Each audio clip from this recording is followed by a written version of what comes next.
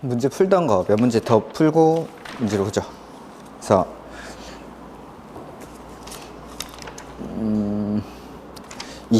322페이지에 23번 문제 보시면 되겠죠.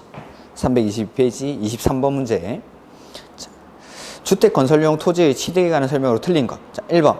국가 또는 지자체는 그가 소유한 토지를 매각하거나 임대함에 있어 국민주택 규모의 주택을 얼마 이상? 50% 이상으로 건설하는 자에게 우선적으로 해당 토지를 매각하거나 임대할 수 있죠. 그 다음에 2번. 사업주체가 국민주택 용지로 사용하기 위해서 채비지의 매각을 요구했죠. 그럴 때는 채비지 총 면적의 50% 이내에서 그 사람에게 우선적으로 그 사업주체에게 매각할 수 있다. 그 다음에 위 2의 채비지 양도 가격은 원칙적으로 조성 원가가 아니라 감정가를 원칙으로 하죠. 감정가를. 다만 임대주택을 건설할 때는 조성 원가를 할 수 있다. 그 다음에 4번. 지방공사인 사업주체가 국민주택을 건설하기 위해서 대지를 조성하는 경우 토지 등을 수용 또는 사용할 수 있다. 네. 국가, 자, 주택법에 나오는 수용은 국가, 지자체, 주공, 지방공사, 공공만 수용을 할 수 있습니다. 국가, 지자체, 주공, 지방공사 이런 사람들만. 그 다음에 국민주택을 건설할 때 그때만 국가, 지자체, 주공, 지방공사와 같은 공공이 국민주택 건설 사업할 때 그때만 수용이 가능합니다. 오케이. 그 다음에 5번. 국가의 사업주체는 주택 건설 사업을 위한 토지 매수 업무와 손실 보상 업무를 관할 지자체장에게 위탁할 수 있다. 네. 토지 매수 업무랑 손실 보상 업무를 위탁할 수 있는 사람은 국가랑 한국토지주택공사가 각 지자체장에게 위탁을 합니다. 그 다음에 24번. 주택 건설 용지 확보 및 매도 청구에 관한 설명. 요거는 이제 사업계획 승인에서 설명드렸던 건데, 옳은 것. 국민주택 규모의 주택 비율을 40%로 하는 주택을 건설을 위한 국공유지 매수를 원하는 자에게 국가 또는 지자체는 해당 토지를 우선 매각할 수 있다. 아니죠. 국민주택 규모의 주택을 50% 이상 건설할 때. 이렇게 40%는 아니고. 그 다음에 조합주택. 아까 우선 매각하거나 임대할 수 있는 사유가 두 가지. 국민주택 규모의 주택을 50% 이상으로 건설하거나 조합주택 건설할 때 그런 사람들에게 우선적으로 매각하거나 임대할 수 있다라는 거죠. 그래서 2번이 정답. 그 다음에 국공유지를 임차한 자가 임차일로부터 얼마 안에? 2년 안에. 1년이 아니라 2년 안에 사업에 착수하지 않으면 매각한 건 환매해오고 임대계약은 취소할 수 있다라는 거. 그 다음에 4번. 사업주체가 국민주택 용지로 사용하기 위해서 도시개발사업 시행자에게 채비지 매각을 요구한 경우 그 양도 가격은 원칙 감정가. 그 다음에 5번. 인가를 설립된 리모델링 주택조합은 그 리모델링 결의에 찬성하지 아니한 자의 주택 및 토지에 대해서 매도 청구를 할 수 있죠. 반대한 사람들은 팔고 나가주십시오라고 할 수가 있는 겁니다. 그 다음에 25번. 수용. 내용으로 틀린 것. 토지 등을 수용하거나 사용하는 경우 주택법에 규정된 것 외에는 공치법. 수용 나올 때마다 항상 공치법을 준용하죠. 그 다음에 2번. 국가와 지자체의 경우 국민주택을 건설하기 위한 주택 건설 사업을 시행하기 위해서 토지 등을 수용하거나 사용할 수 있다. 그렇죠? 자, 주택법에 나오는 수용은 국가, 지자체, 주공, 지방공사, 공공사업주체만 할 수 있습니다. 그러니까 국가, 지자체는 수용을 할 수가 있죠. 그 다음에 공치법을 준용하는 경우 사업 인정을 사업계획 승인으로 본다. 네, 사업계획 승인이 있는 때 그때를 사업인정고시가 있는 걸로 봐주고 재결 신청 기간은 사업 시행 기간 안에 할 수 있죠. 그 다음에 등록사업자는 수용이 안 됩니다. 주택법에 나오는 수용은 공공만, 국민주택 건설 사업하기 위해서 공공이 국가, 지자체, 주공, 지방공사만 수용을 할 수가 있다라는 거죠. 그래서 5번이 틀린 질문. 그 다음에 26번. 자, 매도 청구인데 모든 토지 소유자에게 매도 청구가 가능한 다음의 요건을 옳게 연결하는 것. 자, 모든 토지 소유자에게 매도 청구를 하려면 내가 가진 소유권이 95% 이상일 때. 95% 이상일 때. 그래서 맨 앞에는 이제 95% 이상이 나와야겠죠? 그 다음에 매도 청구를 하기 전에 소유자는 얼마 이상 협의해야 되죠? 3개월. 그리고 매도 청구할 때 가격은 시가로. 그래서 4번이 정답. 그 다음에 27번 매도 청구. 사업계획 승인을 얻은 사업주체는 해당 주택 건설 대지 중 사용할 수 있는 권한을 확보하지 못한 대지의 소유자에게 그 대지를 시가로. 공시지가가 아니라 시가로. 매도 청구할 때는 항상 시가로. 그 다음에 2번. 위 1의 소유자는 지구단위 계획구역 결정고시일 10년 이전에 해당 대지의 소유권을 취득하여 계속 보유하고 있는 자를 제외한다. 라는 거죠. 소유자. 이거는 이 경우 대지 소유기간 산정 시 대지 소유자가 직계, 존속, 직계, 비속, 배우자로부터 상속받아 소유권을 취득한 경우에는 통산합니다. 이렇게. 그 다음에 위일에서 매도 청구를 할 수 있는 요건에는 주택 건설 대지의 95% 이상에 대한 소유권 등을 확보하고 매수 대상과 3개월 이상 사전 협의를 한 경우에는 모든 토지자에게 매도 청구가 가능하다. 그러니까 2번도 95% 이상을 확보했을 때의 소유자를 말하는 거죠. 좀 그런데 2번 지문도 일단 넘어가고, 그 다음에 4번 리모델링 주택조합은 그 리모델링 결의에 찬성하지 아니한 자의 주택 및 토지에 대해서 매도 청구를 할 수가 있죠. 반대한 사람한테. 그 다음에 매도 청구는 집합 건물을 매도 청구에서의 소유자라고 해야 됩니다. 이건 매도 청구에서 소유자란, 그러니까 매도 청구할 때 나머지 소유자들에게 매도 청구를 할 수 있는데, 그 소유자들은 집합 건물의 소유 및 관리에 관한 법률에서 말하는 소유자, 즉 뒤에 보면은 이 경우 구분 소유권 및 대지 사용권은 주택 건설 사업 또는 리모델링 사업의 매도 청구 대상이 되는 건축물 또는 토지의 소유권과 그 밖의 권리로 본다라고 되어 있습니다. 이런 것들을 한번 참고로 보십시오. 이렇게. 그 다음에 28번 사용 검사 후 매도 청구권. 사용 검사 후 매도 청구권이라는 건 사용 검사, 공사 다 끝난 거죠. 사용검사, 공사가 다 끝나고 나서 이제 아파트 입주민들이 입주를 해 있습니다. 근데 사업계획 승인 등을 받는 과정에서 이 사람은 소재 확인이 안 되는 거죠. 뭐 김정은? 뭐 이렇게 그죠.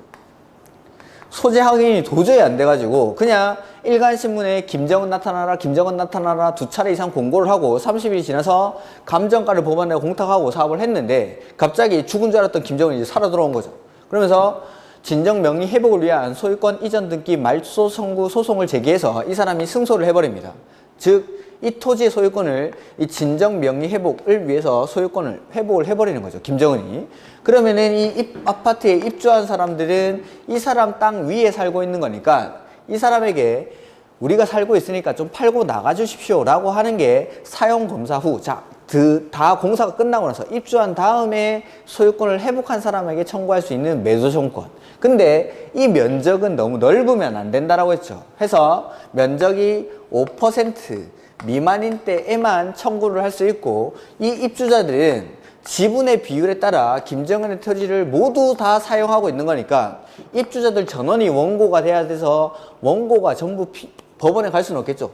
뭐 500명, 몇천 명 이렇게 몇백 세대, 몇천 세대 되는 아파트 입주민들이 다 법원에 갈 수 없으니까 대표자를 선정해서 가는데, 그 대표자는 4분의 3 이상의 동의를 받은 대표자가 법원에 출석을 합니다. 그리고 이 대표자가 받은 판결의 효력은 대표자한테만 미치는 거 아니고 전부에 미치는, 전부에.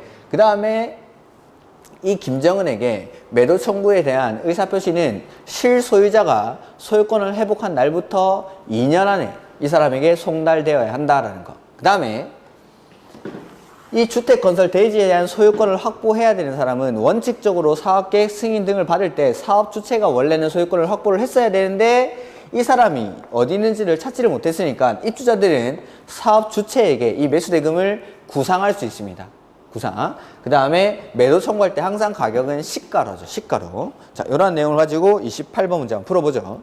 주택의 소유자들은 주택단지 전체 대지에 속하는 일부 토지에 대한 소유권 이전 등기, 말소 소송 등에 따라 사용검사 이후에 해당 토지의 소유권을 회복한 자에게 해당 토지를 가격은 시가로, 매도 청구 나올 때마다 가격은 시가로. 그 다음에 2번 주택의 소유자들은 대표자를 선정해서 매도 청구에 관한 소송을 제기할 수 있다. 이 경우 대표자는 동의 요건이 4분의 3이죠. 4분의 3. 5분의 4가 아니라 4분의 3. 그래서 2번이 틀렸고, 그 다음에 판결 효력은 대표자한테만 미치는 게 아니라 전체에 미치죠. 전체. 그 다음에 이 면적은 너무 넓으면 안 되니까 5% 미만일 때만.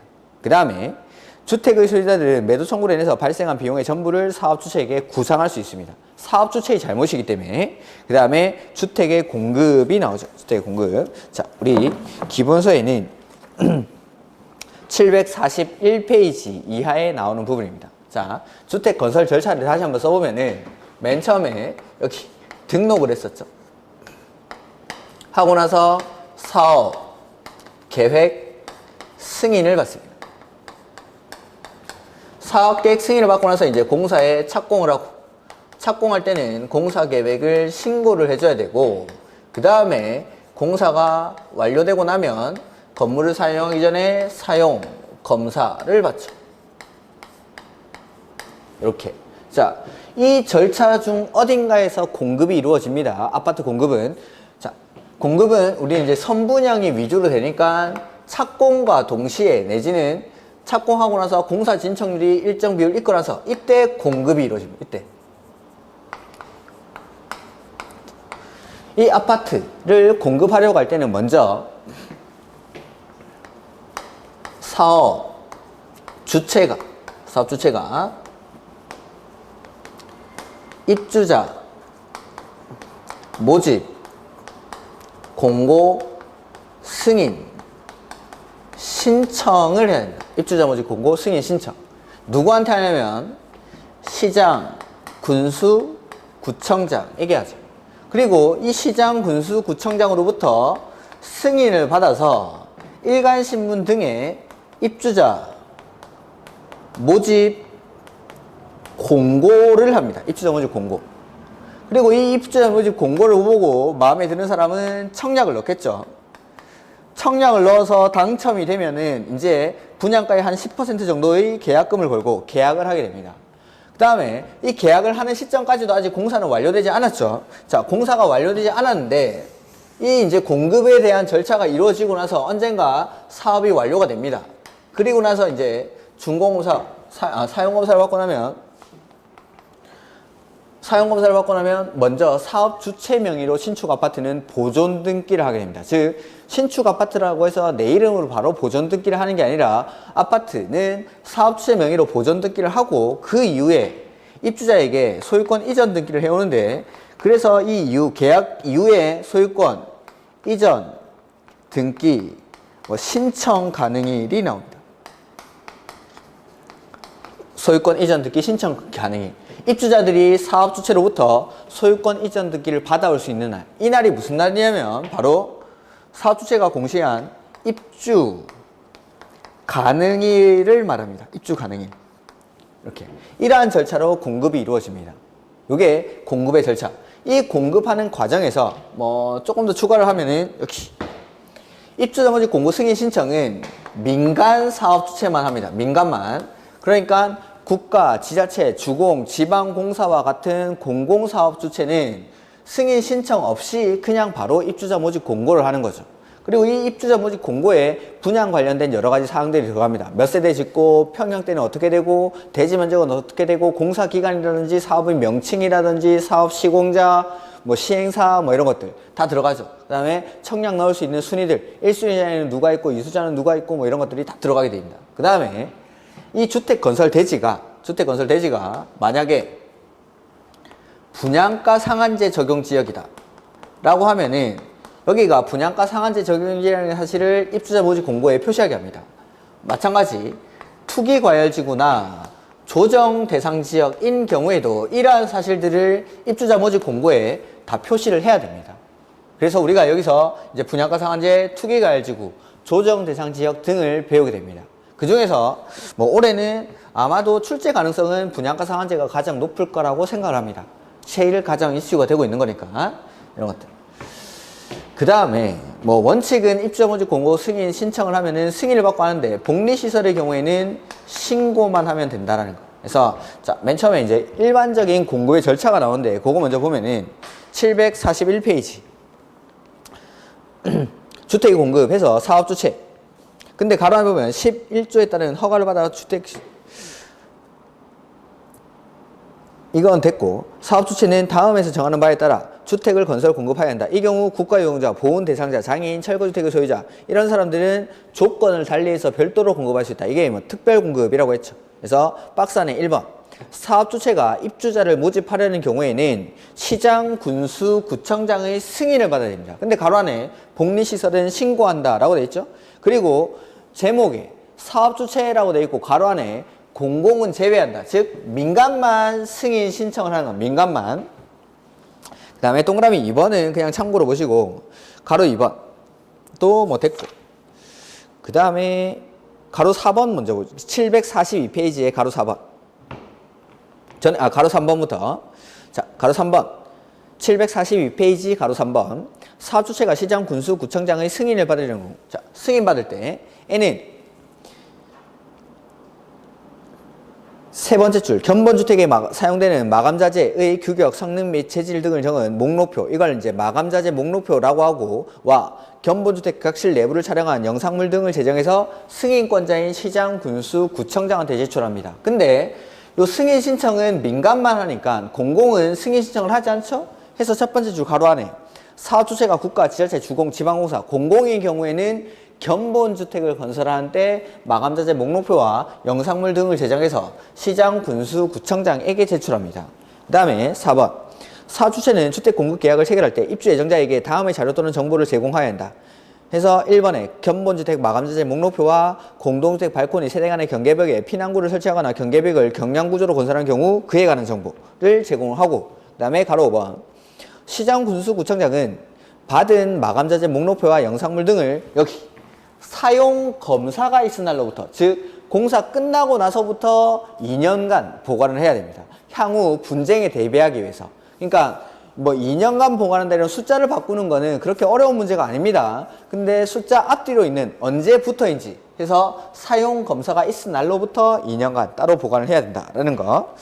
그 다음에 6번에 뭐 마감자재 생산업체의 부도 등으로 마감자재를 변경해야 될 때는 같은 질 이상의 마감자재로 변경을 해줘야 된다라는 거고, 마감자재 목록표와 다른 마감자재를 시공 설치할 때는 입주 예정자들에게 알려줘야 된다라는 내용들이 나오죠. 그 다음 743페이지 이런 것들은 안 보셔도 되고, 745페이지 주택의 분양가격 제한이 나오죠. 주택의 분양가격 제한. 자, 이제 분양가 상한제인데, 분양가 상한제는 말 그대로 분양가격을 법에서 정하는 것 이상으로는 받지 말라는 거죠. 법에서 기준을 정해놓고 딱 그 가격으로만 분양가격을 받을 수 있다는 거. 그래서 분양가 상한제는 일단 크게 두 가지로 구분합니다. 공공택지에서의 분양가 상한제가 있고, 민간택지, 즉 공공택지 외의 택지에서의 분양가 상한제. 자, 공공택지에서는 분양가 상한제가 전면적으로 적용이 됩니다. 즉 공공택지에서 건설 공급하는 주택은 무조건 분양가 상한제의 적용을 받습니다. 보통의 이제 신도시들이 공공택지에 많이 지어지죠. 그러한 곳들은 요거 분양가 상한제가 싹 다 무조건 적용이 된다는 거. 공공택지는 지정할 필요도 없이 전면적으로 적용을 된다. 다른 말로 지정을 따로 할 필요가 없다라는 겁니다. 근데 민간택지는 주택가격 상승이 우려가 있어 국장이 지정하는 지역에서 분양가 상한제를 적용합니다. 그래서 공공택지랑 민간택지로. 그 다음에 분양가 상한제를 적용하지 않는 곳이 있는데 거기가 세 군데. 첫 번째는 도시형 생활주택, 두 번째는 경제 자유구역에서 외자 유치와 관련이 있다고 인정하는 경우, 그 다음에 세 번째는 관광 특구에서 층수가 50층 이상이거나 또는입니다. 높이는 150m 이상인 공동주택, 이러한 것들에 대해서는 분양가 상한제를 적용하지 않습니다. 이렇게. 그래서 뭐 국장이 지정하는 지역인데 좀 보면은 745페이지 사주체가 일반에게 공급하는 공동주택 중 다음의 어느 하나에 해당하는 지역에서 공급하는 주택의 경우 이 조에서 정하는 기준에 따라 산정되는 분양가격 이하로 공급해야 한다. 딱 기준을 정해놓고 그거 이하로만 받으라는 거. 그래서 1번에 공공택지 별 말이 없죠. 그러니까 공공택지는 지정할 필요도 없이 무조건 분양가 상한제가 적용이 됩니다. 근데 이번에 공공택지 외의 택지는 국장이 지정하는 지역에서만, 주거정책심의위원회 심의를 거쳐 지정하는 지역에서만. 그 다음에 가로 2번에 위 이래도 불구하고 다음의 어느 하나에 해당하는 경우에는 이를, 즉 분양가 상한제를 적용하지 아니한다 해서 세 군데가 여기 도생, 경제자유구역, 관광특구에서 50층 이상이거나 150m 이상인 공동주택. 그 다음에 가로 3번 에는 분양가격의 구성 요소가 나오죠. 분양가격의 구성요소. 분양가격은 공공택지든 민간택지든 택지비와 건축비로 크게는 구성이 됩니다. 민간택지도 마찬가지 택지비와 건축비가 분양가의 주 구성 요소가 됩니다. 근데 이 건축비 같은 경우에는 국장이 매년 발표하는 기본형 건축비라는 게 있습니다. 평당 얼마 정도의 건축비가 들어간다라는 거. 그래서 기본형 건축비를 두 군데서 다 적용을 하기 때문에 이 건축비에서는 문제가 될 게 없는데 이 택지비가 문제입니다. 자, 공공택지에서는 택지비를 산정할 때 공급 가격을 인정을 해줍니다. 즉 사업주체가 사들인 가격 그걸 택지비로 산정을 해주는데 분양가를 책정할 때 민간택지에서는 원칙적으로 감정가만 택지비로 산정을 해주기 때문에 민간 건설회사들이 반발을 하는 거죠. 근데 예외적으로 매입 가격이 인정되는 경우가 있습니다. 그게 첫 번째는 경공매 낙찰 가격, 두 번째는 공공기관으로부터 매입했을 때, 그 다음에 세 번째는 등기부라든지 법인 장부에 의해서 실제 거래 가격이 증명되는 경우, 이럴 때는 예외적으로 매입 가격을 인정을 해줍니다. 뭐 대부분은 증명이 되겠죠. 그래도 불만을 가지는 게 매입 가격을 인정한다 하더라도 감정가의 120%, 공시지가의 150%까지밖에는 인정을 안 해줍니다. 그러다 보니까는 이런 데서 문제가 발생을 하는 거죠. 이게 분양가의 구성 요소. 그래서 거기 가로 3번에 나오는 게 분양가격은 택지비와 건축비로 구성된다라는 거죠. 그래서 공공택지에서는 택지비는 공급 가격에다가 국토교통부로 요금을 정하는 비용을 가산합니다. 뭐 이자 비용 정도라고 생각하시면 됩니다. 근데 민간택지 다시 넘어가셔가지고 746페이지 동그라미 2번에 보면은 공공택지 외의택지에서는 원칙은 감정가격에 국토교통부 요금으로 정하는 비용을 가산한 금액. 다만 예외적으로 매입 가격을 인정하는 경우가 기읍, 니은, 디귿. 그래서 경공매 낙찰 가격이라든지 공공기관으로부터 매입했을 때, 그 다음에 디귿에 그 밖에 실제 매매 거래 가격을 확인할 수 있을 때, 그 다음에 건축비는 이제 4번, 4번에 보시면은 기본형 건축비가 적용이 됩니다. 기본형 건축비. 그 다음에 가로 5번, 가로 6번은 뭐냐면은 분양가 상한제 적용 지역에서는 분양 가격을 입주자 모집 공고를 할 때 공시를 해야 된다. 공시를. 그래서 공공택지와 공공택지, 외의택지 이렇게 구분을 해서 공공택지에서 공시되는 내용과 공공택지 외의택지에서 공시되는 내용이 약간 다릅니다. 자, 공공택지는 믿을 수 있으니까 그냥 사업, 주체가 공시를 하고, 공공택지 외의택지는 민간택지 믿을 수가 없으니까 시장, 군수, 구청장이 공시를 합니다. 이렇게. 자, 공공택지 네 글자죠.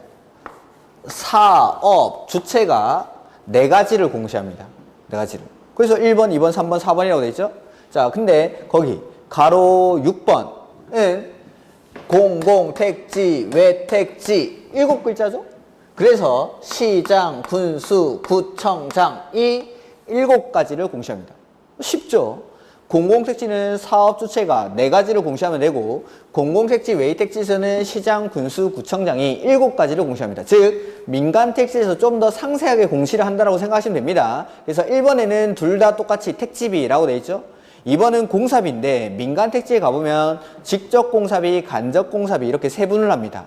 그 다음에 세 번째는 간접비라고 해서 민간택지에 가보면 설계비, 감리비, 부대비 이런 식으로 세분을 하고 기타 국토교통부령으로 정하는 비용 이렇게 공시하는 내용이 달라진다는 거. 그 다음에 747페이지 분양가 상한제 적용지역의 지정 및 해제. 자, 지정하는 절차와 해제하는 절차가 나오는데 맨 처음에 1번 국장은, 자, 공공택지는 지정할 필요도 없이 전면적으로 적용이 되고 민간택지는 국장이 지정하는 지역에서만. 그래서 민간택지에서 분양가 상한제 적용 지역을 지정하는 사람은 국장이 합니다. 국장이. 그래서 국장은 주택가격 상승률이 물가 상승률보다 현저히 높은 지역으로서 그 지역의 주택가격, 주택거래 등과 지역 주택시장의 여건 등을 고려했을 때 주택가격이 급등하거나 급등할 우려가 있는 지역 중 대통령령으로 정하는 기준을 충족하는 지역은 심의를 거쳐 분양가 상한제 적용 지역을 지정할 수 있다. 네, 지정할 때는 심의를 거쳐서, 나중에 해제할 때도 심의를 거쳐서 해제합니다.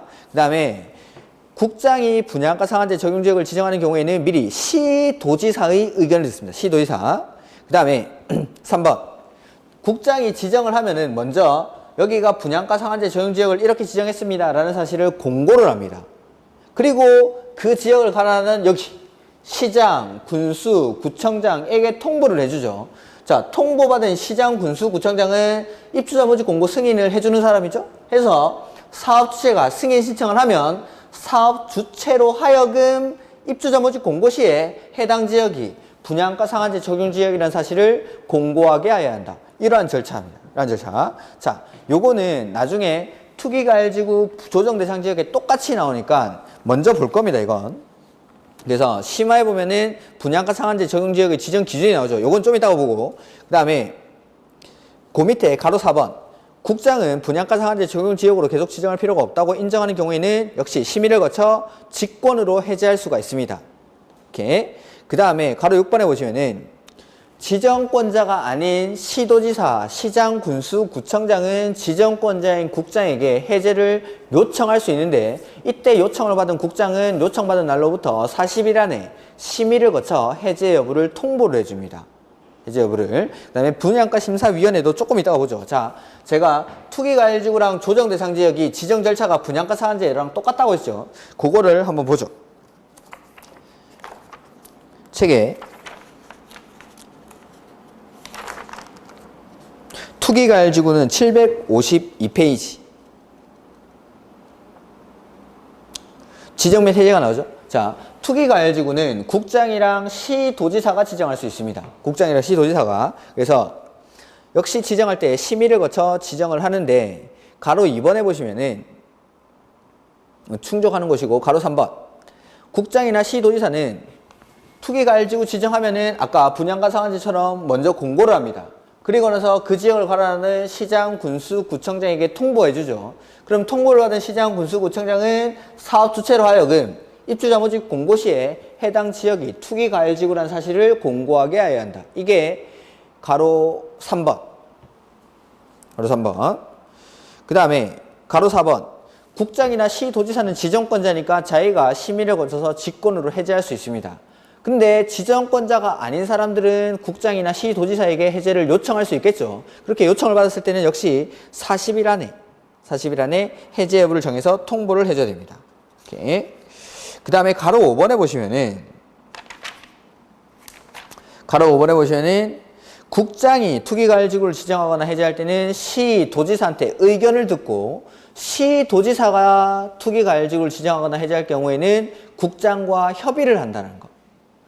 국장은 시도지사한테 의견 듣고 시도지사는 국장과 협의하고 이렇게. 그 다음에 뭐 재검토 이런 것들은 조금 이따 보도록 하고. 그 다음에 가로 2번에 나오는 거 754페이지 메뉴에 있는 가로 2번에 그래서 지정권자가 아닌 사람들은 지정권자인 국장이나 시도지사에게 해제를 요청할 수 있다. 그리고 요청받았을 때는 며칠 안에? 심의를 거쳐서 40일 안에 해제 여부를 통보해야 한다가 가로 3번 이렇게. 그 다음에 조정대상지역 역시 국장이 지정합니다. 자, 지정권자 다시 한번 보면은 민간택지 분양가 상한제는 국장이 지정하고 투기가일지구는 국장이나 시도지사가, 조정대상지역은 국장이 지정합니다. 국장이. 그 다음에 조정대상지역은 뭐 과열지역이랑 위축지역으로 구분하는데 이런 것까지는 됐고, 그 다음에 755페이지 지정 및 해지 절차가 나오죠.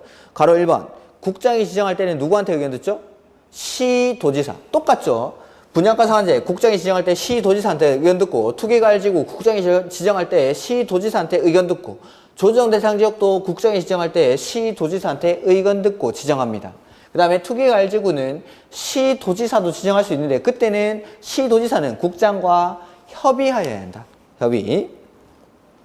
그 다음에 가로 2번 국장이 조정대상지역을 지정했죠. 그리고 나면 공고를 합니다. 그리고 나서 통보해줘야겠죠. 누구한테?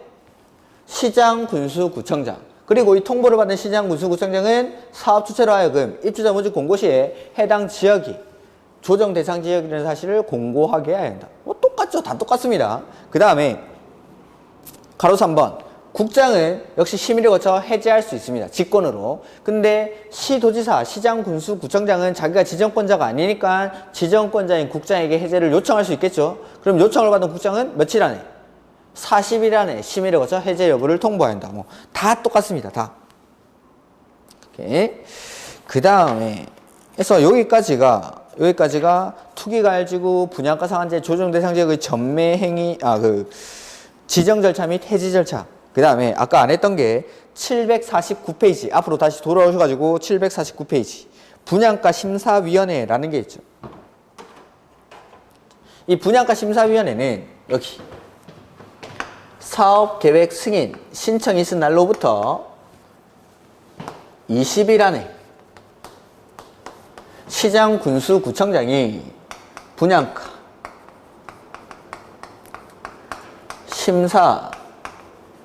심사위원회라는 걸 설치 운영합니다. 이 기구의 특징은 구속력이 있다라는 게 특징입니다. 구속력이 있다는 거. 즉 시장군수구청장은 사업주체가 승인 신청을 하면은 승인을 내어줘야 되는데, 이 승인을 내어줄 때는 분양가 심사위원회의 심사 결과에 따라서 승인 여부를 결정합니다. 이렇게 그 정도만 아시면 되겠습니다. 그 다음에 아까 안 봤던 게 748페이지 심화에 지정 기준이 나오죠. 요거 좀 잘 봐두십시오. 올해 뭐 시험 문제 아주 가능성이 높은 것 같은데, 그래서 분양가 상한제 적용 지역의 지정 기준 해서 법 58조 1항에서 대통령령으로 정하는 기준을 충족하는 지역이란 투기 과열 지구 중 이러한 지역을 분양가 상한제 적용 지역으로 지정할 수 있다라는 겁니다. 그래서 1번 직전으로부터 소급해서 12개월간 아파트의 분양가격 상승률이 물가 상승률의 2배를 초과하는 지역. 직전으로부터 소급해서 12개월 동안 아파트 분양가격 상승률이 물가 상승률이 2배를 초과하는 지역. 두 번째, 직전으로부터 소급해서 3개월 동안 주택의 매매 거래량이 전년 동기 대비 20% 이상 증가한 지역. 그 다음에 세 번째, 요 청약 경쟁률은 투기과열지구 조정 대상 지역에 똑같이 계속 나오는 겁니다. 이거는. 그래서 지정 요건에. 그래서 직전으로부터 소급해서 2개월 동안 청약 경쟁률이 모두 5대1을 초과하거나 국민주택 규모의 청약 경쟁률이 모두 10대1을 초과하는 지역. 이러한 지역은 국장이 심의를 거쳐 분양가 상한제 적용 지역으로 지정할 수가 있다라는 내용이죠. 이렇게 여기까지. 그 다음에 저당권 설정 등의 제한, 이거 공급을 다 설명을 드리고 일단 요거 좀 이따가. 그 다음에 투기과열지구 지정하는 절차나 해제하는 절차는 방금 했죠. 그 다음에 753페이지 이번에 재검토라는 게 나오죠. 재검토. 자, 우리가 배운 재검토들은 대부분 5년마다 합니다. 5년마다. 근데 여기 투기과열지구의 지정 유지 여부에 대한 재검토는 1년마다 합니다. 딱 유일하게 재검토를 1년마다 하는 게 요거. 투기과열지구의 지정 유지 여부에 대한 재검토는 1년마다. 이렇게. 그 다음에 조정대상 지역이 나오는데, 조정대상 지역 지정하는 절차나 해제하는 절차는 아까 다 했죠. 그 다음에 전매행위 등의 제한, 요거는 뭐 나중에 보도록 하고, 공급질서 교란 행위도 나중에. 자, 일단은 문제 한번 보죠. 우리 아까 분양가 상한제 문제는 저 앞에 있었습니다. 그거 먼저 보고 오도록 하겠습니다.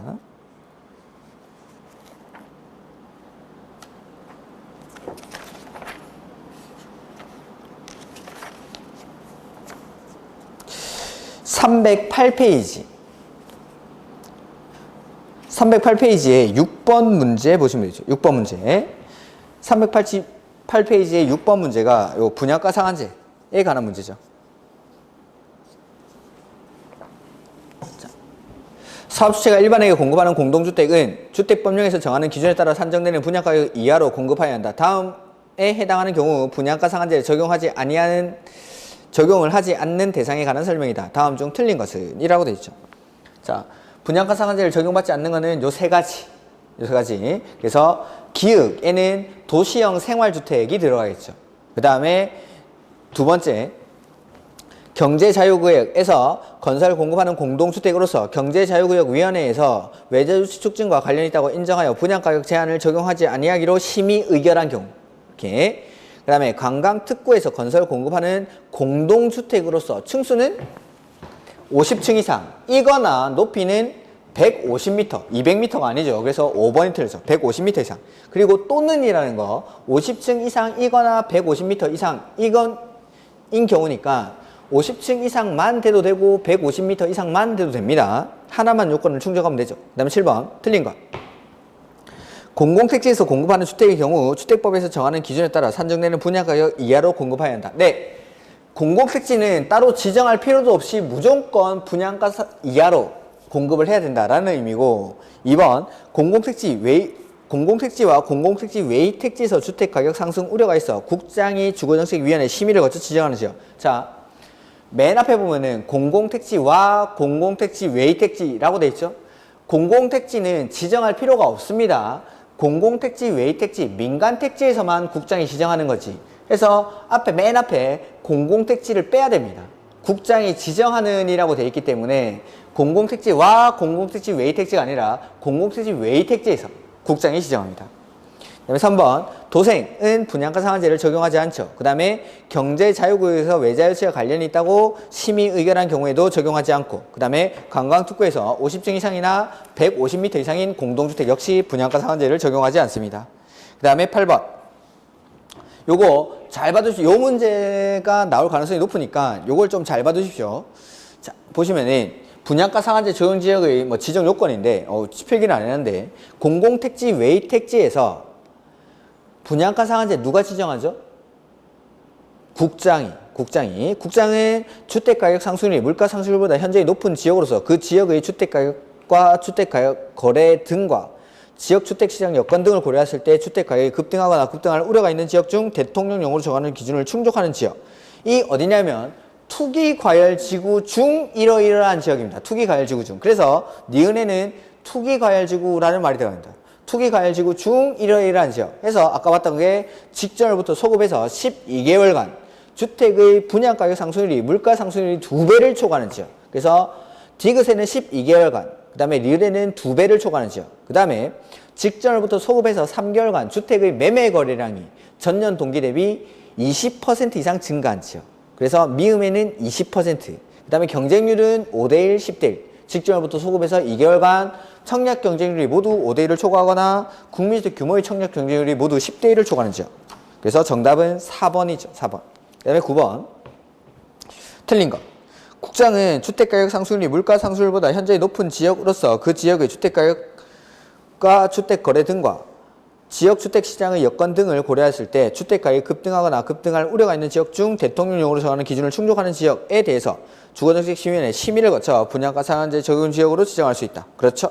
국장이 지정한다라는 내용이고, 직전부터 소급해서 3개월간 주택의 매매 거래량이 전년 동기 대비 20% 이상 증가한 지역. 20%. 그 다음에 국장이 분양가 상한제 적용 지역을 지정하는 경우에는 누구한테 의견을 듣죠? 시도지사의 의견을 듣죠. 그 다음에 직전부터 소급해서 12개월간 아파트의 분양가격 상승률이 물가 상승률이 2배를 초과하는 지역. 그 다음에 국장이 분양가 상한제 적용 지역을 지정했을 때는 지체 없이 공고하고 그 지역을 가라는 역시 시장, 군수, 구청장에게 통보해준다라고 했죠. 그 뒤에 있는 말들까지 다 해보면은 통보를 하던 시장, 군수, 구청장은 사업 주체로 하여금 입주자 모집 공고 시에 해당 지역이 분양가 상한제 적용 지역이라는 사실을 공고하게 하여야 한다까지. 그 다음에 여기까지가 이제 분양가 상한제 문제고, 다시 327페이지 넘어오시면은 주택의 공급에 관한 설명으로 틀린 것. 지자체는 공공이죠. 국가, 지자체, 주공, 지방공사 이런 공공들은 시장, 군수, 구청장의 승인을 받지 않는다라고 했습니다. 승인을 받는 사람은 민간 사업주체만. 그래서 1번이 틀렸죠. 그 다음에 복리시설의 경우에는 승인받는 게 아니라 신고. 3번 입주자 모집 시기, 조건, 방법, 절차, 입주금의 납부 방법, 시기, 절차, 주택 공급 방법, 절차 등에 적합해야 되고, 그 다음에 주택을 공급받으려는 자는 국토교통부 령으로 정하는 입주자 자격, 재당첨 제한 및 공급 순위 등에 맞게 주택을 공급받아야 된다. 그 다음에 국토교통부 령으로 정하는 바에 따라 벽지, 바닥재, 주방용구, 조명기구 등을 제외한 부분의 가격은 따로 제시하고 이를 입주자가 선택할 수 있도록 해야 한다. 이걸 마이너스 옵셔널이라고 했죠. 그러니까 꼭 필요한 거 말고 뭐 세탁기라든지 김치냉장고, 식기건조기 이런 것들을 아파트에 다 넣어가지고 분양가를 뻥튀기 하는 걸, 그런 것들을 막기 위해서 이러한 사항들에 대해서는 입주자들이 선택할 수 있도록 하게끔 하는 거죠. 이렇게.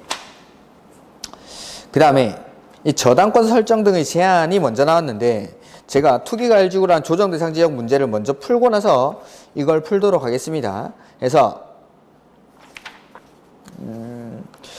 334페이지 9번에 투기가열지구 문제가 나오죠. 그래서 9번 보시면은 옳은 것, 국장만이 심의를 거쳐 투기가열지구로 지정하거나 해제할 수 있다. 자, 투기가열지구는 국장만 지정하는 건 아니죠. 국장이랑 시도지사가 지정할 수 있죠. 국장이랑 시도지사. 그 다음에 2번 투기가일지구 지정권자는 투기가일지구에서 지정사유가 없어졌다고 인정하는 경우에는 지체 없이 해제를 하여야 한답니다. 하여야 한다. 할 수 있다가 아니라. 그 다음에 국장이 투기가일지구를 지정하거나 해제할 경우 시도지사의 밑에 사람이랑은 협의하는 거 아니죠. 국장은 투기가일지구 지정할 때는 시도지사한테 의견 듣고 시도지사가 지정할 때는 국장과 협의해야 한다. 그 다음에 투기가일지구 지정 유지 여부에 대한 재검토는 1년마다. 그래서 4번이 정답. 그 다음에 투기가일지구 지정의 해제를 요청받은 경우에는 며칠 안에? 40일. 40일. 이렇게 30일이 아니라 40일. 이런 것들. 그 다음에 10번에 보시면 이런 문제는 우리 시험에서 나오지 않을 겁니다. 주택법에는 이행강제금이 없었죠. 우리 공법에서 이행강제금이 나왔던 거는 그 건축법이랑 농지법에서 우리가 이행강제금을 받습니다. 그 다음에 11번 분양가 상한제는 우리가 방금 배웠죠. 주택법에 나오는 거. 이런 10번, 11번 이런 문제는 보지 마십시오. 그 다음에 12번 투기가일지구의 지정은 국장이나 시도지사가 하죠. 국장이나 시도지사. 그 다음에 분양가 상한제 적용 지역은 국장이 지정하고, 그 다음에 주택건설사업의 등록은 누구한테 하죠? 연간 20호 20세대 1만 제곱미터 이상의 사업을 하려는 자는 국장에게 미리 등록을 하죠. 국장에게. 그 다음에 사업계획 승인권자. 원칙은 시장, 군수, 구청장이 아니라 이거는 사용검사권자가 원칙이 시장, 군수, 구청장. 사업계획 승인권자는 원칙은 시, 도, 대도시 내지는 뭐 시장, 군수 이런 사람들. 그다음에 사용검사권자가 이제 4번에 나오는 거. 시장, 군수, 구청장이 원칙하는데 예외적으로 국장이 사용검사를 할 수가 있죠. 그 다음에 13, 14번은 좀 이따 풀도록 하고 15번 분양가 상한제죠.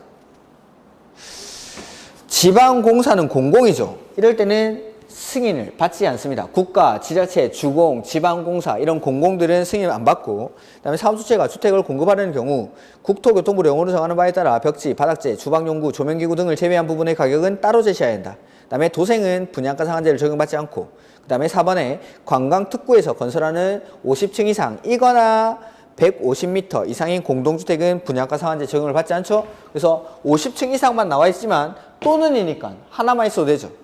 그 다음에 공공택지에서 주택을 공급하는 경우 분양가 상한제 적용주택의 택지비는 공급 가격을 그대로 인정해주는, 공공택지는 공급 가격에다가 국토교통부 용어로 정하는 비용을 가산한 금액, 뭐 이자 비용 정도를 가산한 금액을 택지비로 산정을 합니다.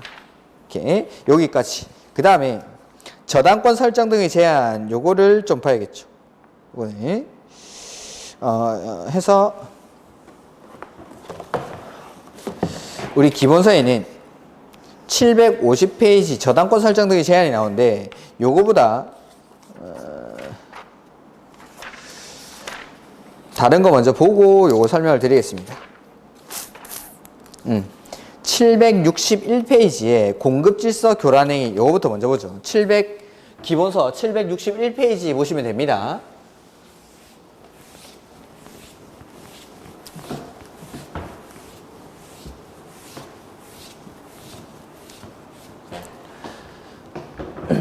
자, 이게 이제 공급질서인데 이 공급질서를 교란하는 행위에는 크게 두 가지가 있습니다. 일반 국민이 공급질서를 교란하는 행위가 있고, 두 번째는 사업 주체가 공급질서를 교란하는 행위 해서, 첫 번째 제가 지금 설명드리려고 하는 거는 일반 국민이 공급질서를 교란하는 행위입니다. 그래서 누구든지 이 법에 따른 주택을 공급받을 수 있는 지위나 증서를 허락 없이 함부로 사고 팔고 하는 행위를 금지합니다. 해서 사고 팔고 하면 안 되는 증서들이 어떤 게 있냐면 그 761페이지 맨 밑에 박스에 주택조합 설립 규정에 따라 주택을 공급받을 수 있는 지위, 즉 조합원, 지역 직장 주택조합원의 지위를 사고 팔고 하는 행위를 금지합니다. 두 번째는 입주자 저축 증서, 청약 통장이죠. 세 번째는 주택 상환사채.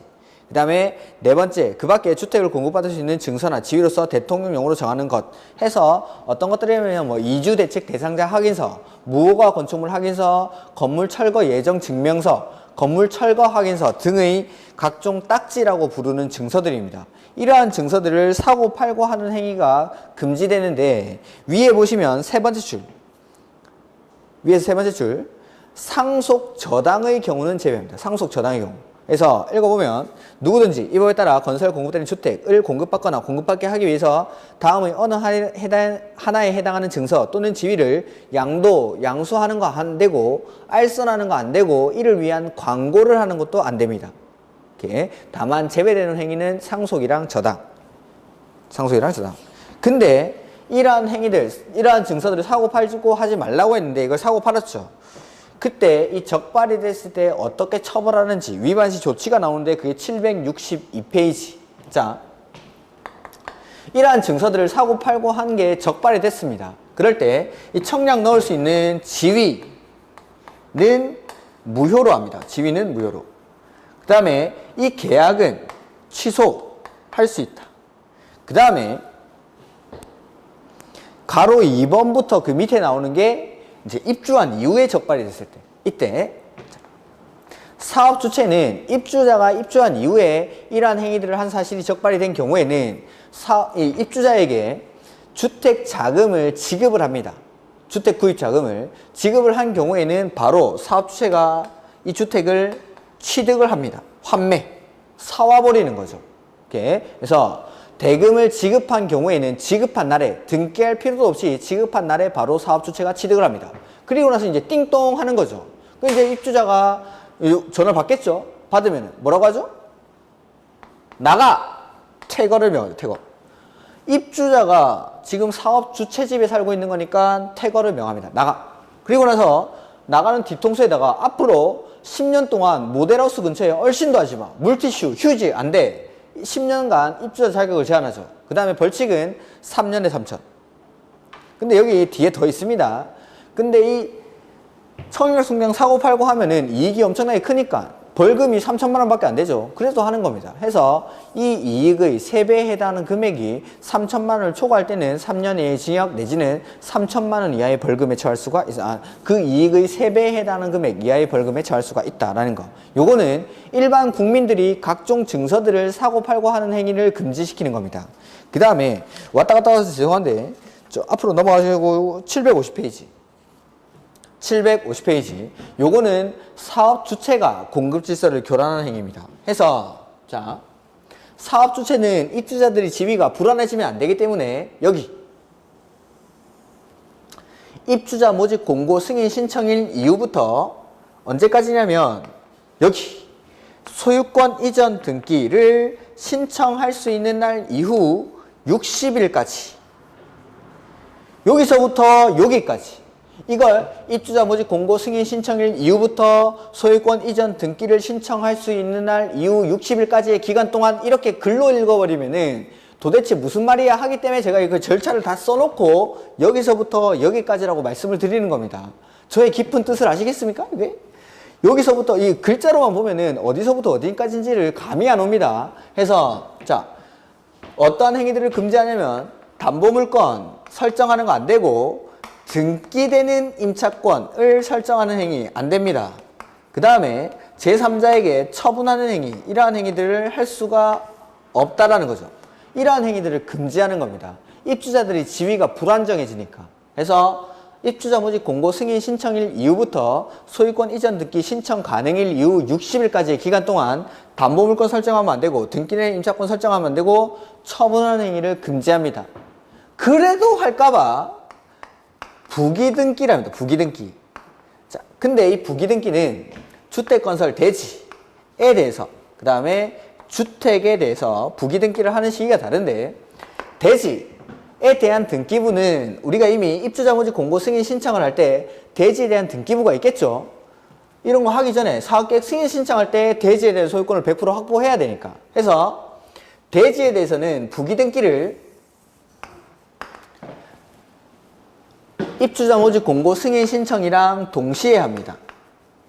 근데 주택은 아직 공사가 완료되기 전이기 때문에 주택에 대한 보존 등기와 동시에 이러한 행위들을 하지 말라라는 등기를 본등기에 부기등기를 해놓는 거죠. 근데 이 부기등기까지 했는데도 위반 행위를 합니다. 그럴 때 효과는 무효. 요게 사업 주체가 공급 질서를 교란하는 행위입니다. 사업 주체가. 그래서 뭐 저당권 등의 설정 제한해서 뭐 처벌 규정 이런 거 나오고 뭐 다 설명을 드렸습니다. 여기 나온 내용들을. 그 다음에 이제 어딜 볼 거냐면은 756페이지 한번 보죠. 전매 제한.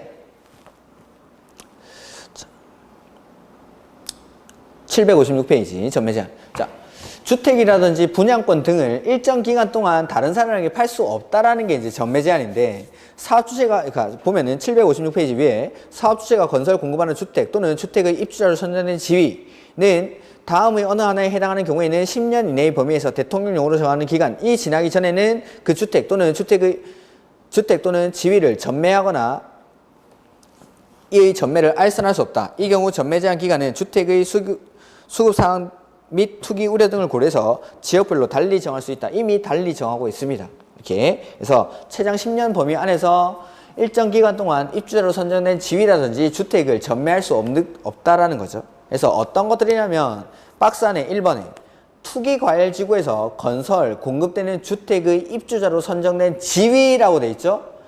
2번도 조정 대상 지역에서 건설, 공급되는 주택의 입주자로 선정된 지위라고 돼 있습니다. 자, 투기과열지구나 조정 대상 지역에서는 기존 주택의 전매를 막는 게 아니라 그 투기과열지구나 조정 대상 지역이 지정되고 나서 그 이후에 건설, 공급되는 주택의 입주자로 선정된 지위의 전매를 금지하는 겁니다. 즉 다른 말로 분양권 전매를 막겠다라는 거죠. 분양권 전매를.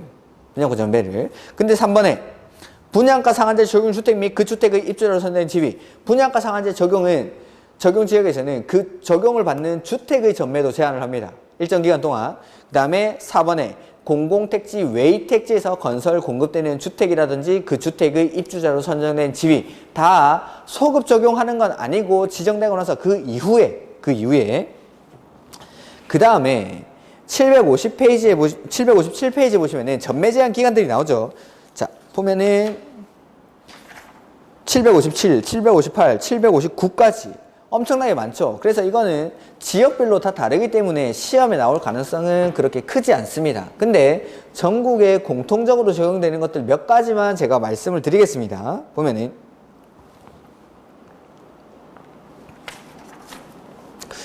공통사항 해서 전매 제한 기간은 해당 주택의 거기 밑줄 입주자로 선정된 날부터 기산해서 입주자로 선정된 날부터 일정 기간 동안 전매를 제한한다라는 거.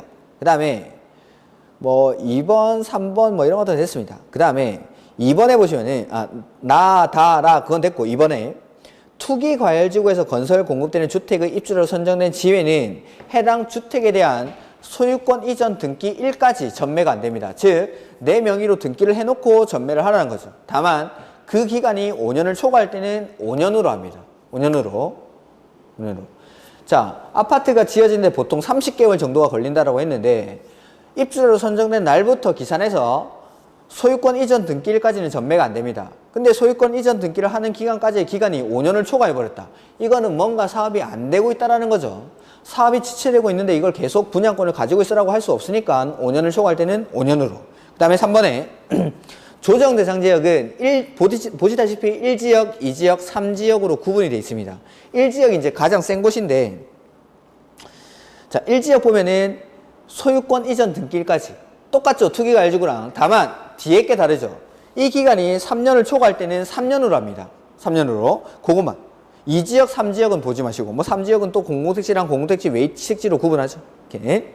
그 다음에 4번에 보시면 이제 분양가 상한제 적용주택 같은 경우에는 수도권이랑 또 그 밖의 경우랑 이렇게 나누고, 수도권에서도 공공택지랑 공공택지 외의 택지로 나누고, 공공택지랑 공공택지 외의 택지로 나누고, 또 투기과열지구랑 투기과열지구 외의 지역으로 나누고, 그러다 보니까는 이러한 것들은 시험에 나오기 좀 힘듭니다. 그래서 안에 보면은 분양가격이 주변 시세의 100% 이하, 80% 이하, 70% 이하, 80%에서 100% 이하, 그 다음에 80% 이하. 그러니까 80% 이하라는 건 엄청 싼 거죠. 이런 기간이 길수록 이런 것들일수록, 그러니까 싸면 쌀수록 전매 제한 기간이 길어집니다. 이런 것들. 근데 뭐 이런 것들은 안 보셔도 좋습니다. 근데 이제 봐야 될 게 759페이지. 이 전매 제한 기간 안이라도 이러한 사유가 있을 때는 전매가 가능하다라는 거죠. 그래서 주택을 가로 2번에 759페이지 가로 2번. 주택을 공급받은 자의 생업사의 사정 등으로 전매가 불가피하다고 인정하는 경우로서 다음의 대통령령으로 정하는 경우에는 전매 금지 규정 등이 적용되지 아니한다. 그래서 이런 것들. 그 다음에 다만 위 가로 1의 가로 3, 위 가로 1의 3 및 4에 해당하는 주택을 공급하는 자가 전매하는 경우에는 한국토지주택공사가 이 주택을 우선 매입했습니다. 3이랑 4가 뭐냐면은 분양가 상한제 적용 주택이나 아니면은 공공택지 외의택지에서 건설 공급하는 주택입니다. 이러한 것들은 주공이 우선할 수 있다 해서 어떠한 경우에 전매가 가능하냐, 이거 뭐 시험에 엄청 나오는 거죠. 이것도 세대원 전원이 근무 또는 생업상의 사정이나 질병, 치료, 취약, 결혼으로 인해서 세대원 전원이 다른 광역시, 시군으로 이전하는 경우. 근데 어디 가면 안 되죠? 수도권으로 이전하는 경우는 제외하죠. 수도권으로. 그 다음에 상속에 따라 취득한 주택으로 세대원 전원이 이전하는 경우. 그 다음에 세대원 전원이 해외로 이주하거나 2년 이상 해외에 체류하는 경우. 그 다음에 이혼으로 인해서 입주자로 선정된 지위 또는 주택을 배우자에게 이전하는 경우. 근데 이거랑 비교해야 되는 게 저 뒤에 뒷페이지 760페이지 7번에 입주자로 선정된 지위 또는 주택의 일부를 배우자에게 증여하는 경우. 일부를. 그러니까 이혼으로 줄 때는 전부적으로 되는데 배우자에게 세금 등의 문제로 공동 소유할 때는 일부만, 배우자에게 전부 주는 거는 남에게 전매하는 거랑 똑같은 행위입니다. 그래서 배우자에게는 전부 줄 수가 없다라는 거. 그 다음에 나머지 내용들은 참고로 보십시오. 그 다음에 가로 3번. 자, 입주자로 선정된 날부터 일정 기간 동안 전매하면 안 되는데 그 기간에 전매를 했죠. 그러면은 가로 3번에 전매행위 금지 규정에 위반해서 주택의 입주자로 선정된 지위의 전매가 이루어진 경우 사주체가 이미 납부된 입주금에, 자, 전매대금을 주는 게 아니라 입주금을 줍니다. 입주금을. 전매대금을 준다 이 말은 내가 프리미엄 주고 산 거 다 지급을 하겠다는 거죠. 그런 전매대금을 주는 건 아닙니다. 그 다음에 매입비용이라고 돼 있고 그 매수인에게 지급한 경우에는 역시 마찬가지 지급한 날에 사업주체가 해당 입주자로 선정된 지위를 취득한 것으로 봅니다. 그 다음에 그 부기등기, 이러한 전매 제한 기간 안에는 전매할 수 없음을 부기등기를 해놔야 됩니다. 당연히 투기가해주구나 조정 대상 지역에서 주택의 입주자로 선정된 지위에는 부기등기를 할 수 없겠죠. 부기등기는 본등기가 있어야 부기등기를 할 수 있으니까. 투기가해주구나 조정 대상 지역에서는 분양권 전매를 제한하는 건데 그 분양권에는 부기등기를 할 수 없습니다. 그래서 3번, 4번에 있던 분양가 상한제 적용주택이나 내지는 공공택지, 외의택지에서 건설 공급되는 주택을 일정 기간 동안 팔 수 없다는 걸 부기등기해 놓습니다. 이렇게. 자, 문제 한번 보죠.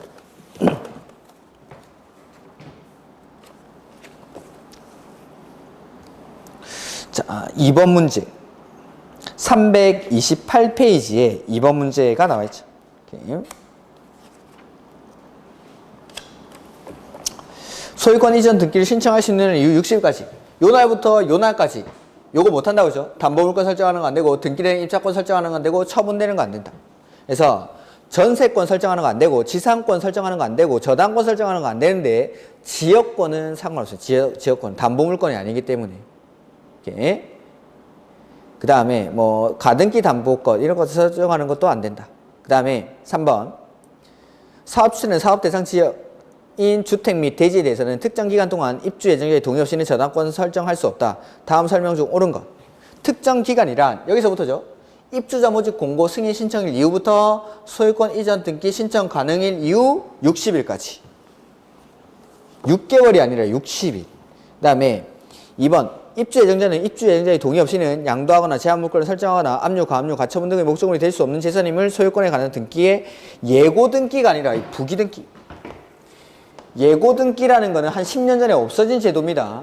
이 예고 등기는 뭐였냐면은 이 본등기에 관해서 소유권에 관한 분쟁이 있는 거죠. 분쟁으로 인해서 소송 절차가 진행 중인 겁니다. 이 물건에 대해서. 자, 아파트 801호에 대해서 뭐 소송 분쟁이 진행 중이다. 그러면은 이 아파트 살려는 사람들은 등기부만 봐가지고는 소송 절차가 진행 중인지를 알 수가 없겠죠. 그래서 그 등기에다가 예고 등기, 소송 절차가 진행 중이다라는 예고 등기를 해놓습니다. 이 사람은 지금 갑이 소유자인데 을에게 소유권이 넘어갈 수 있다라고 예고를 해놓은 등기라고 해서 예고 등기라고 하는 건데 이거는 한 10년 전에 없어진 제도니까 아실 필요 없습니다. 그 다음에 3번. 사업주체가 국가, 지자체, 주공 등 공공기관인 경우에도 부기등기를 하야 한다. 아닙니다. 공공기관이 이런 짓을 할 리는 없겠죠. 그래서 공공기관은 등기를 하지 않습니다. 부기등기를 하지 않습니다. 그 다음에 4번. 저당권 설정 제한의 부기등기를 하는 경우 주택건설 대지에 대해서는 입주자 모집 공고 승인 신청이랑 동시에 주택은 보존 등기와 동시에. 그래서 4번이 정답. 그 다음에 이 부기등기를 해놓고 나서 부기등기에 위반되는 행위를 했을 때는 효과는 취소할 수 있는 게 아니라 무효로 하죠. 무효. 그 다음에 4번 똑같은 문제죠. 여기서부터 여기까지. 여기서부터 입주자 모집 공고 승인 신청일 이후부터 소유권 이전 등기 신청 가능일 이후 60일까지. 근데 하나 봐야 되는 게 박스 안에 보시면은 두 번째 줄 가로 안에 시행자가 조합인 경우에는 여기서부터입니다. 사업계획 승인 신청일 이후부터. 이것도 시험에 나온 적이 있으니까 좀 봐두십시오.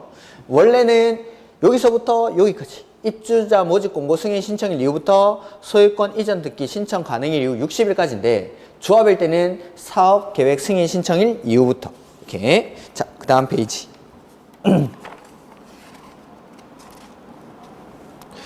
5번. 뭐 똑같은 문제죠?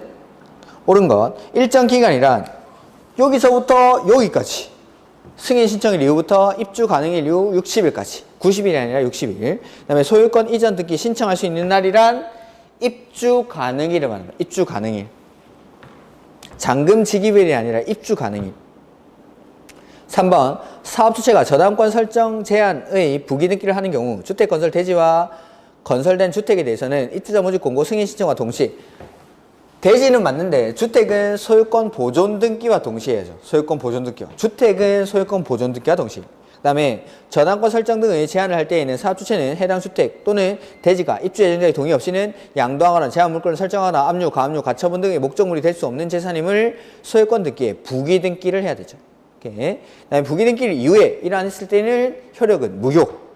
무효. 그 다음에 6번에 공급지서 교란행위, 각종 증서를 사고팔고 하는 행위를 처벌하죠.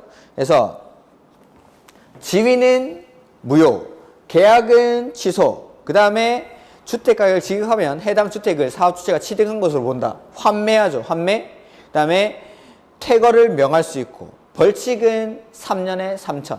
2년에 2천이 아니라 3년에 3천. 이렇게. 그 다음에 7번에 공급질서 교란행위에 해당하지 않는 것.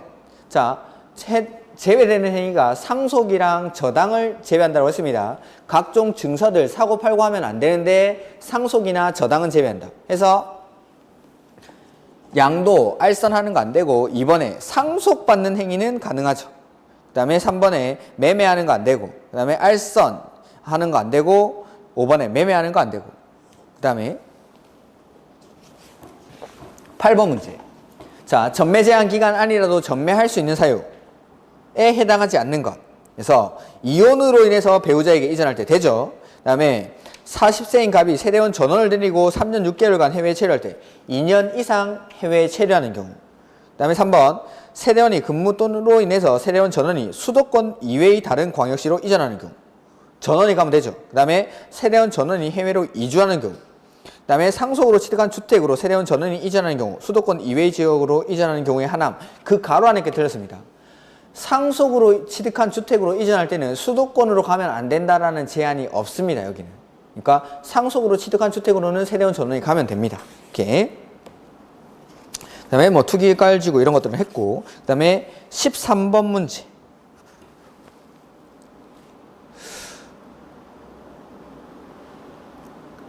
그래서 전매가 불가능한 경우 세대원의 근무 또는 생활사정이나 질병치료, 취약, 결혼으로 세대원 전원이 다른 광역시, 시군으로 이전하는 경우. 근데 어디 가면 안 되죠? 수도권으로 이전하는 경우는 제외한다. 그 다음에 상속에 따라 취득한 주택으로 세대원 전원이 이전하는 경우. 그 다음에 세대원 중 일원이 일부라고 하는 게 낫겠죠. 전부 가야 되네. 전부 항상. 그 다음에 이혼으로 인해서 입주자로 선정된 지위를 배우자에게 이전하는 경우. 근데 같이 살면서 배우자한테 줄 때는 일부만, 전부 주면 안 되고 5번은 일부만 줘야 되죠. 이렇게. 14번도 똑같은 문제. 그 다음에 15번은 문제 풀었고, 그 다음에 뭐 리모델링 이런 것들은 제가 다음에 문제풀이 하면서 할 때고, 주택 상환사채만 간단하게 보고 수업을 마치겠습니다.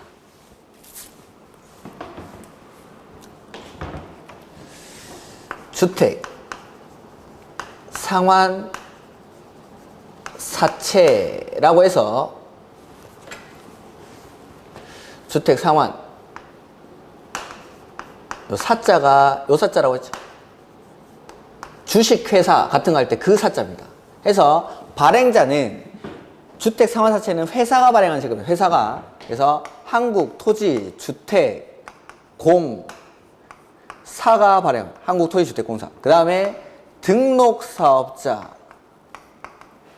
발행하는데 아까 등록사업자에는 법인이랑 개인이 있었죠. 그 중에서 회사니까 법인이 발행. 법인이. 이런 사람들이 주택 상환사채를 발행하려고 할 때는 국장에게 승인을 받아요. 국장에게 승인. 그리고 이 채권을 발행할 때는 액면가 그대로 발행할 수도 있고 이자를 떼고 할인하는 방법으로도 발행을 할 수가 있다라는 거. 그 다음에 만기가 도래하면은 말 그대로 주택으로 상환하는 채권이니까 주택을 줍니다. 근데 채권 소유자가 원할 때는 현금으로 지급할 수도 있다라는 거. 이런 것들. 그 다음에 등록사업자가 채권을 발행하기 위한 요건인데 등록사업자는 자본금이 법인으로서 자본금이 5억 이상이어야 합니다. 그 다음에 최근 3년간 연평균 건설 실적이 300세대 이상일 것. 그 다음에 발행 규모는 최근 3년간 연평균 건설 실적 이내에서만 발행을 할 수가 있다라는 거. 그 다음에 등록사업자의 경우에는 민간이니까 채권 발행할 때 뭐 받아야 되죠? 지급 보증을 받은 경우에만. 이럴 때. 그 다음에 상환자 들어가는 채권들은 김영식 증권. 이기 때문에 이전하려 할 때 명의 변경은 취득자의 성명과 주소를 채권 원부에 기록해 줄 것을 요청을 해야 되고 대항하기 위해서는 취득자의 성명을 여기는 주소가 없습니다. 주소가 취득자의 성명을 어디에? 채권에 기록하지 아니하면 발행자 및 제3자에게 대항할 수 없다. 요게 상환사채, 김영식 증권. 그 다음에 채권의 상환기간은 아파트, 주택을 주는 거니까 아파트가 지어지는 기간을 생각하시면 되겠죠. 30개월 정도 걸린다고 했으니까 상환기간은 3년을 초과할 수가 없고 이 상환기간은 주택 상환사채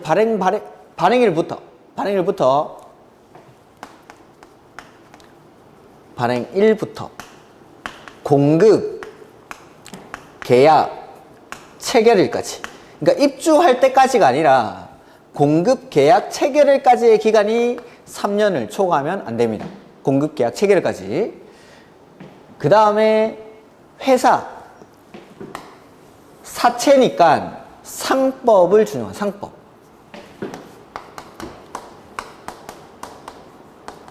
요러한 내용들. 자, 주택 상환사채 문제 하나만 풀어보죠. 4번 문제, 옳은 것. 등록사업자가 발행하는 경우 지급 보증을 받아요. 네, 민간이니까. 최근 3년간 연평균 500세대 이상을 건설한 실적이 있어야, 아니죠. 300세대 이상. 최근 3년간 연평균 건설 실적이 300세대 이상. 그 다음에 발행 방법, 무기명 증권이 아니라 상환자 들어갔으니까 김영식 증권. 그 다음에 주택 상환사채 상환기간은 3년을 초과할 수가 없다라는 거. 3년 초과가 아니라 3년을 초과할 수 없다. 상환기간은. 그 다음에 일반적으로 기획재정부 장관이 국장의 요청에 의해서 발행한다가 아니라 그냥 이런 사람들이 발행하는 겁니다. 국장의 승인을 받아서. 한국토지주택공사나 등록사업자가 국장의 승인을 받아서. 그 다음에 어떠한 경우에도 타인에게 양도할 수 없으면 아닙니다. 원칙적으로는 주택상환사채 양도가 금지되지만 전매가 가능한 경우가 있습니다. 그 다음에 주택법에 특별한 규정이 있는 경우를 제외하고는 상법을 준용한 상법을. 이렇게. 그 다음에 5번 문제도 거의 비슷한 문제니까 됐고 6번에 요 3년을 초과할 수 없다. 이런 것들은 주택상환사채 발행일부터 그 6번 문제 3년을 초과할 수 없는데 채권 발행일부터 공급 계약 체결일까지 입주할 때까지가 아니라 공급 계약 체결일까지를 3년을 초과할 수가 없다라는 거. 주택 상환사채에 관한 문제가 많이 나와 있는데 다 비슷한 문제니까 이런 것들은 참고로 보시고 그 다음에 345페이지 뒤에 10번, 11번, 12번 문제 이런 것들은 안 보셔도 좋습니다. 그 다음에 농지법은 여러분에게 맡길 겁니다. 9, 10월 달 문제에 보면은 제가 각 파트마다 문제를 다 넣어놨기 때문에 그때 설명을 드릴 겁니다. 각 파트마다. 근데 혹시나 혼자 풀어보신다면은 총칙이랑 농지의 소유까지만 풀어보시는 거는 도움이 됩니다. 총칙, 그러니까 용어의 정의랑 그 농지의 소유까지, 그 농지증, 내지는 뭐 경자 유전 원칙 예외 이러한 것들 정도까지 보는 거는 나쁘지 않습니다. 그리고 뭐 9, 10월 달에 문제 풀이하면서 제가 그때 농지법은 각 파트마다 문제 한 문제씩 넣어가지고 그때 해당하는 파트들을 다 설명을 드리겠습니다. 이렇게. 자, 8, 9월 달까지 이제 문제 풀이는 요 정도로 끝내기로 하고 이제 수업 듣느라 고생 많으셨고 9, 10월 달에도 혼자 하실 생각하지 마시고 학원에 나오셔야 됩니다. 지금 뭐 코로나 사태가 언제까지 갈지 모르겠는데 이게 진정이 되는 대로 학원에 꼭 나오셔야 되고 혼자 하시게 된다 하더라도 꼭 학원 일정에 맞춰가지고 진도 미루지 마시고 따라가셔야 됩니다. 지금 2달 정도도 채 안 남았죠. 2달 정도 채 안 남았는데 지금 막 학원에 못 나오시고 미뤄지고 하다 보면은 일정이 밀려지고 그러다 보면 마지막에 이렇게 느슨해지면은 시험에 떨어집니다. 1년 동안 노력해온 결과가 마지막에 한두 달을 느슨하게 지내버리면은 그냥 물거품이 될 수도 있으니까 마지막에 학원에 못 나오시더라도 꼭 시간 맞춰가지고 계획 세워서 일정에 맞춰가지고 공부를 꼭 해 나가십시오. 제가 안 푼 문제들은 지금 9, 10월 달에 꼭 이제 기억을 해놨다가 그런 것들 파트는 좀 더 상세히 설명을 드릴 겁니다. 뭐 리모델링 기본 계획이라든지 이런 것들. 그러니까 이런 것들은 걱정 안 하셔도 되고 제가 언급드리는 부분들 그거 위주로 공부를 하시면 되겠습니다. 그동안 고생 많으셨고 9, 10월 달에 다시 한번 뵙도록 하겠습니다. 수고하셨습니다.